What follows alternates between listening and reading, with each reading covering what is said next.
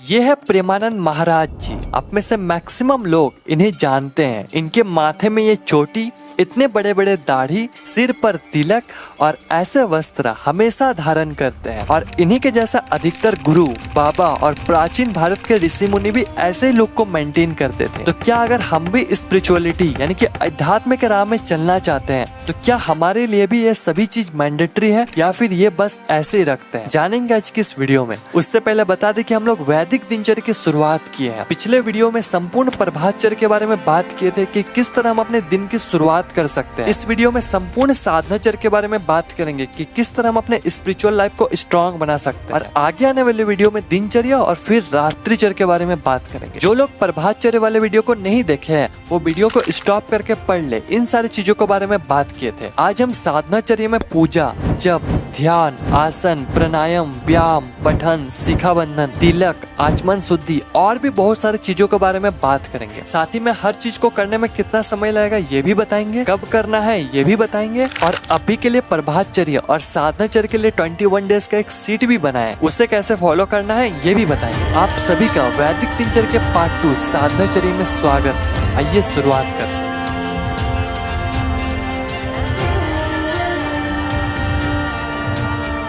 सबसे पहले शुरुआत करते कि असल में साधना है क्या और हमारे लाइफ में साधना का इतना इम्पोर्टेंस क्यों है। देखो, जो लोग रेगुलर बेसिस पे साधना को परफॉर्म कर रहे हैं वो भी जीवित है और जो लोग किसी भी तरह का साधना का परफॉर्म नहीं कर रहे हैं वो भी जीवित है। तो फिर साधना की जरूरत ही कहाँ रह गया। देखो, साधना के अनेकों मीनिंग है और हर किसी के लिए अलग अलग है, लेकिन इसका जो कोर कॉन्सेप्ट है वो है स्पिरिचुअल प्रैक्टिस के रिगार्डिंग, यानी कि किसी स्पेसिफिक गोल को अचीव करने के लिए किए जाने वाले हर एक प्रैक्टिस को स्पिरिचुअल प्रैक्टिस या फिर साधना कहते हैं। इसके अंतर्गत धार्मिक अनुष्ठान, जप, ध्यान, योग, कठोर तपस्या जैसे चीजें शामिल है। ये तो साधना के कुछ कॉमन एग्जाम्पल है। इसके अलावा शास्त्रों में इतना खतरनाक और भयानक साधना के बारे में मेंशन्ड है जिसे सुनने मात्र से आपके रोंगटे खड़े हो जाएंगे, करना तो दूर की बात है। खैर, इस पर तो बात नहीं कर सकते हैं। अभी कुछ ऐसे साधना के बारे में बात करेंगे जिससे हर कोई अपने डेली रूटीन में इम्प्लीमेंट कर पाए। देखो, जब आप डेली बेसिस पे साधना का प्रैक्टिस करेंगे तो आपके अंदर बहुत से चेंजेस आएंगे, जैसे इनर ग्रोथ यानी कि आत्मिक विकास। साधना आपके अंदर छिपी स्पिरिचुअल पोटेंशियल और कॉन्शियसनेस को जगाने में मदद करती है। सेल्फ डिस्कवरी यानी कि आत्म की खोज। साधना आपको खुद को बेहतर ढंग से समझाने में मदद करती है। पर्पस ऑफ लाइफ यानी कि आपके जीवन का उद्देश्य या फिर लक्ष्य क्या है। स्ट्रेस और एंजाइटी को कम करती है। और सबसे इम्पोर्टेंट, सेटिस्फेक्शन यानी कि संतुष्टि किसे कहते हैं, इसके बारे में आपको पता चले। इसके अलावा आप इसे देखकर समझ सकते हैं कि जो साधना का प्रैक्टिस करते हैं और जो साधना का प्रैक्टिस नहीं करते हैं उन दोनों में डिफरेंस क्या है। अब हम लोग प्रभातचर्या में स्नान कर लेते। स्नान के बाद आपको कपड़े पहन लेना है। जो डेली रूटीन जैसे स्कूल, कॉलेज या फिर ऑफिस के लिए कपड़े यूज किया जाता है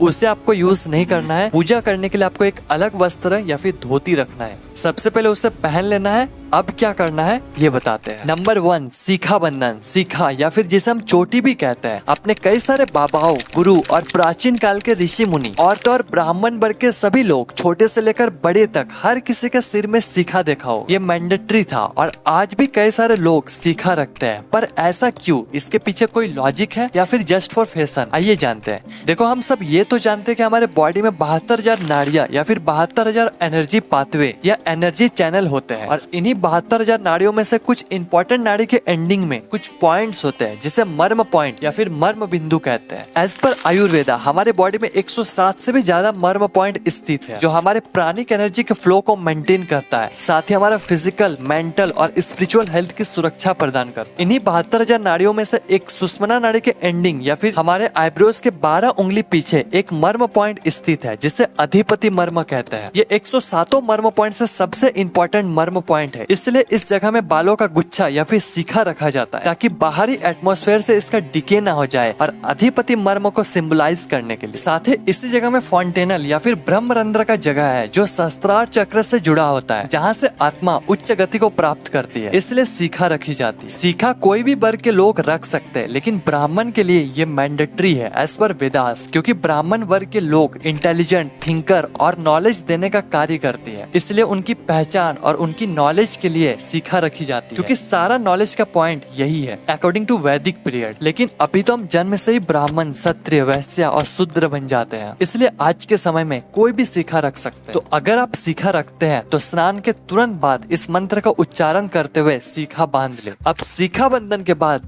तिलक। तिलक आपको इसलिए लगाना है ताकि आप रील्स बना पाओ। देखो तिलक आज के लिए ट्रेंड बन चुका है, हर कोई तिलक लगाकर कुछ भी करे जा रहा है। तिलक लगाकर श्री कृष्ण कहते हैं, श्री कृष्णा कहते हैं, क्योंकि श्री कृष्ण कहते हैं, भगवान श्री कृष्ण कहते हैं, भगवान श्री कृष्ण कहते हैं। मैं कह रहा हूँ श्री कृष्ण ऐसा कब कहे? 4 वेद, 4 उपवेद, 18 पुराण, 108 उपनिषद, 6 दर्शन, रामायण, महाभारत, भगवत गीता, कहाँ पर श्री कृष्ण ऐसा कहे? कोई तिलक लाकर अपना वल्गर डांस दिखा रहा है। दुख की बात यह है कि हम देख भी रहे हैं। तिलक लाकर डांस ही करना है तो आप इन सारे डांस को परफॉर्म कर सकते हैं। तिलक अभी वर्शिप से ज्यादा सोशल मीडिया के लिए जरूरी हो। आप सोशल मीडिया पर हो, आपके बहुत से फॉलोअर है, आपसे बहुत कोई इन्फ्लुएंस होता है। इसका मतलब ये नहीं कि आप कुछ भी करे जाओ। ये मेरा पर्सनल सजेशन है आपसे, बाकी इस पर ज्यादा बात नहीं करेंगे, नहीं तो विवाद हो जाएगा। अभी सिर्फ तिलक के बारे में बात करते हैं। तो देखो तिलक संस्कृत वर्ड से ड्राइव होता है, जिसका मतलब होता है मार्क, सिंबल या फिर चिन्ह। ये चिन्ह हमें याद दिलाते कि हमारा अल्टीमेट गोल क्या है, हम अपने लाइफ के लिए किस चीज के लिए कमिटमेंट किए हुए हैं। तिलक एक सिंबल की तरह हमें बार बार अपने गोल को याद दिलाती है। जिस तरह स्कूल जाने से पहले हम यूनिफॉर्म पहनते हैं, उसी तरह पूजा अर्चना के लिए तिलक धारण करते हैं। ये कोई शो ऑफ नहीं है, ये हमारी पहचान है। एंशिएंट टाइम के वर्णाश्रम सिस्टम के अकॉर्डिंग अलग अलग वर्ण के लोग अलग अलग तिलक धारण करते थे। जैसे ब्राह्मण व्हाइट चंदन के तिलक, क्षत्रिय रेड तिलक, वैश्य येलो तिलक और शूद्र ब्लैक तिलक। लेकिन समय के साथ तिलक अलग अलग संप्रदाय से सिंबलाइज होने लगे। तो मेनली 3 तरह के संप्रदाय होते हैं। वैष्णव जो लॉर्ड विष्णु को फॉलो करते हैं, शैव जो लॉर्ड शिवा को फॉलो करते हैं, शक्त जो देवी पार्वती को फॉलो कर। सभी संप्रदाय के अलग अलग तिलक होते हैं, जैसे वैष्णव तिलक, शैव तिलक, शक्त तिलक। अब तिलक सिर्फ एक ही जगह माथे पर ही नहीं लगाया जाता है, बल्कि हमारे बॉडी को मंदिर की तरह समझकर 12 स्थान यानी कि 12 जगह पर तिलक लगाना चाहिए। माथे पर, नाभि पर, छाती पर, गले पर, दाहिने पेट, दाहिने भुजा, दाहिने कंधे, बाएं पेट, बाएं भुजा, बाएं कंधे, ऊपरी पीठ, निचली पीठ और अंतिम में सीखा पर तिलक धारण करना है। और सभी स्थानों पर अलग अलग मंत्र के उच्चारण के साथ तिलक धारण करना है। और अगर आप भस्म धारण करते हैं तो ओम नमः शिवाय बोलकर अलग अलग स्थान पर भस्म त्रिपुंड धारण करें।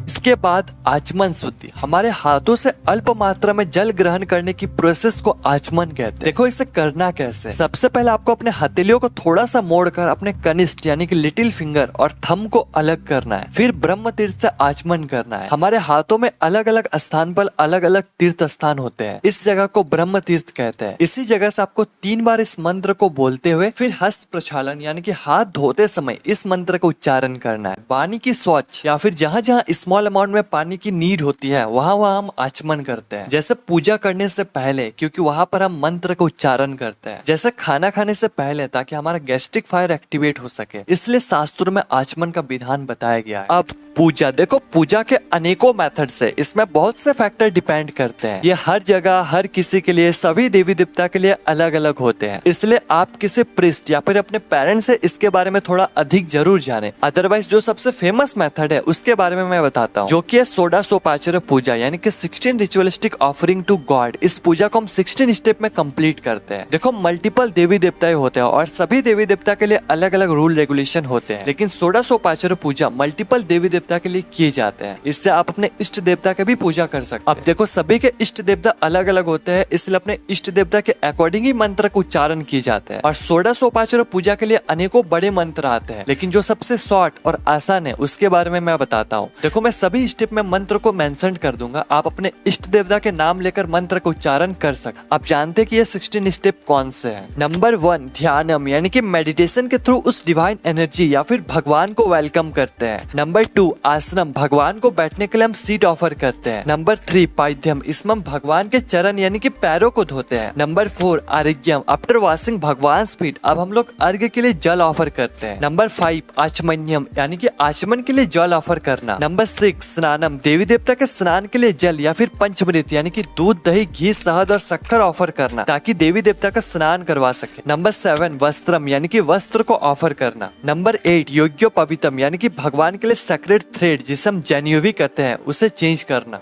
अब जो आगे 5 स्टेप बताएंगे वो 16 स्टेप में 5 सेंट्रल स्टेप है। अगर आपके पास टाइम नहीं है या फिर आपको जल्दी से पूजा करना है तो आप आगे आने वाले 5 स्टेप से अपने पूजा को कंप्लीट कर सकते हैं, जो कि है गंधनम, पुष्पम, धूपम, दीपम और नैवेद्यम। नंबर 9 गंधनम, इसमें हम गॉड को एरोमेटिक सब्सटेंस ऑफर करते हैं, जैसे सैंडलवुड की पेस्ट, कुमकुम या फिर हल्दी। नंबर 10 पुष्पम, देखो सभी देवी देवता को अलग अलग पुष्प या फिर फ्लावर पसंद होते हैं, तो आप अपने अकॉर्डिंग पुष्प समर्पित करें। नंबर 11 धूपम, धूपम, इसमें हम बर्निंग इंसेंस यानी कि अगरबत्ती या फिर धूप ऑफर करते हैं। नंबर 12 दीपम, इसमें हम दीपा या फिर दिए को प्रज्वलित करते हैं। नंबर 13 नैवेद्यम यानी कि प्रसाद चढ़ाना जो कि सात्विक और प्योर हो। नंबर 14 तांबुलम, इसमें हम भगवान को बैटल लिप्स यानी कि पान के पत्ते और बैटल नट्स यानी कि सुपारी चढ़ाते हैं। नंबर 15 आरती, अब हम लोग भगवान की आरती करते हैं। अब अंतिम स्टेप 16 प्रदक्षिणम और नमस्कारम यानी कि देवी देवता के परिक्रमा या फिर 3 बार घूमना और प्रणाम करना। अब प्रणाम करते वक्त आपको एक बात का ध्यान रखना है, पुरुष यानी कि मेल को हमेशा साष्टांग प्रणाम करना चाहिए और स्त्री यानी कि फीमेल को हमेशा पंचांग प्रणाम करना चाहिए। अब आसन, देखो पतंजलि योगा सूत्र में अष्टांग योग के बारे में वर्णन है यानी कि योग के 8 अंग, यम, नियम, आसन, प्राणायाम, प्रत्याहार, धारणा, ध्यान और समाधि। इसमें से थर्ड लिंब है आसन। जैसे महर्षि पतंजलि जी कहते हैं स्थिर सुखमासनम यानी कि स्थिर पूर्वक तथा सुख युक्त बैठने की स्थिति को आसन कहते हैं। आपको जबरदस्ती किसी भी आसन पर नहीं बैठना है, जिस पर आप कंफर्टेबल फील करो उसी आसन पर बैठना है। तो घेरंड संहिता में महर्षि घेरंड कहते हैं कि टोटल 84 लाख आसन होते हैं। इन 84 लाख आसनों में से 84 आसन श्रेष्ठ है और हम मनुष्य के लिए 84 आसनों में से 32 आसन बेस्ट है, जो कि है सिद्धासन, पद्मासन, भद्रासन, मुक्तासन, वज्रासन, स्वास्तिकासन, सिंहासन, गोमुखासन, वीरासन, धनुरासन, मृतासन, गुप्तासन, मत्स्यासन, मत्स्येंद्र आसन, गोरक्ष आसन, पश्चिम उत्तान आसन, उत्कट आसन, संकट आसन, मयूरासन, कुकुट आसन, कुर्मासन, उत्तान कुर्मासन, मंडूक आसन, उत्तान मंडूक आसन, वृक्ष आसन, गरुड़ आसन, वृष आसन, सलभ आसन, मकर आसन, उष्ट्र आसन, भुजांग आसन और योग आसन। इन 32 तरह के आसनों के डिटेल में कभी और बात करेंगे। अब प्राणायाम, पतंजलि अष्टांग योग की ये 4th लिंब है। ये ब्रीथ कंट्रोल टेक्निक है जिससे हम अपने प्राणिक एनर्जी को कंट्रोल और इंक्रीज कर सकते हैं। प्राणायाम एक संस्कृत वर्ड से मिलकर बना है। प्राण का मतलब होता है वाइटल फोर्स या लाइफ फोर्स और आयाम का मतलब होता है एक्सपेंशन। अब प्राणायाम करना कैसा है ये देखते हैं। देखो प्राणायाम अनेकों तरह के होते हैं, लेकिन आप स्टार्टिंग में अनुलोम विलोम से स्टार्ट करें, फिर आगे आने वाले वीडियोस में हम उस पर डिटेल पर बात करेंगे। तो देखो सबसे पहले आप अपने हाथ को विष्णु मुद्रा में लाए, फिर हल्के से छोड़ो, नॉर्मली बताते हैं। देखो सबसे पहले आप अपने राइट नोस्ट्रिल को बंद करके सारा श्वास लेफ्ट नोस्ट्रिल से ले। उसके बाद आप अपने सांस को थोड़ी देर होल्ड करें, फिर लेफ्ट नोस्ट्रिल को बंद करके सारा श्वास को राइट नोस्ट्रिल से छोड़ दें। इस तरह एक चक्र चलता है। इस दौरान 3 चीज होती है। जब आप सांस लेते हो उसे पूरक कहते हैं, जब आप सांस छोड़ते हो उसे रेचक कहते हैं और जब आप सांस होल्ड करके रखते हो उसे कुंभक कहते हैं। इस तरह से एक चक्र चलता है और ऐसा आपको डेली 5 to 10 मिनट करना है। अब प्राणायाम के बाद आपका प्राण स्थिर हो जाता है। अब आपको ध्यान के लिए बैठना है। ध्यान आपको नासा अग्र मुद्रा के साथ करना है। देखो करना कैसे है। सबसे पहले आप कंफर्टेबल आसन में बैठ जाएं, उसके बाद अपना सारा फोकस, सारा ध्यान अपने नोज के टिप पर रखें।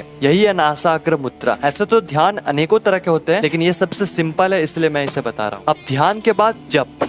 जप एक संस्कृत वर्ड है जिसका मतलब होता है धीरे धीरे बोलना या फिर अंदर ही अंदर दोहराना। जप में हम मंत्र को दोहराते हैं। जप मंत्र योग का एक इम्पोर्टेंट पार्ट है, जहाँ मंत्रों को जोर जोर से, धीरे से, मन से या फिर लिखकर बोला जाता है। तो मेनली 4 तरह के जप होते हैं। वैखारी जप जिसे जोर जोर से बोला जाता है, उपांशु जप जिसे धीरे धीरे बोला जाता है, मानसिक जप जिसे मन ही मन बोला जाता है और लिखित जप जिसे लिखकर बोला जाता है।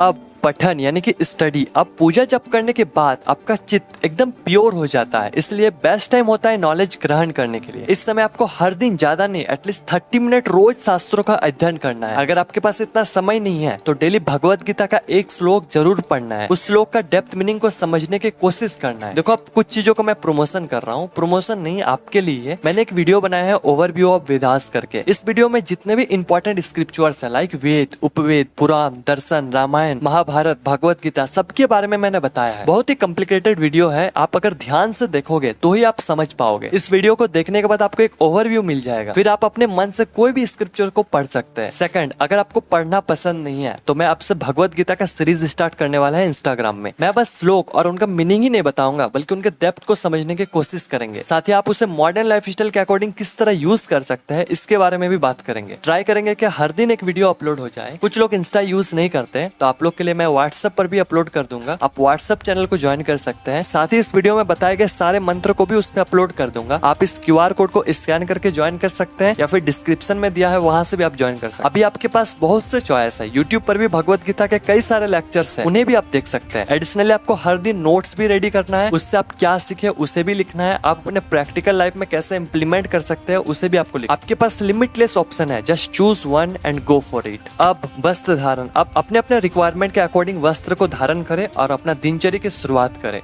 ओके, तो पूरे वीडियो को समराइज कर देते हैं। सबसे पहले शिखा बंधन के लिए आपको 1 मिनट समय लेंगे। तिलक लगाने के लिए आपको 5 मिनट समय लेंगे। आचमन शुद्धि के लिए आपको 5 मिनट समय लेंगे। फिर पूजा 10 to 20 मिनट्स, आसन 5 मिनट, मुद्राएं 5 मिनट, जप 10 मिनट्स, पठन 30 मिनट्स और अंतिम में वस्त्र धारण 5 to 10 मिनट्स। आज के लिए बस इतना ही।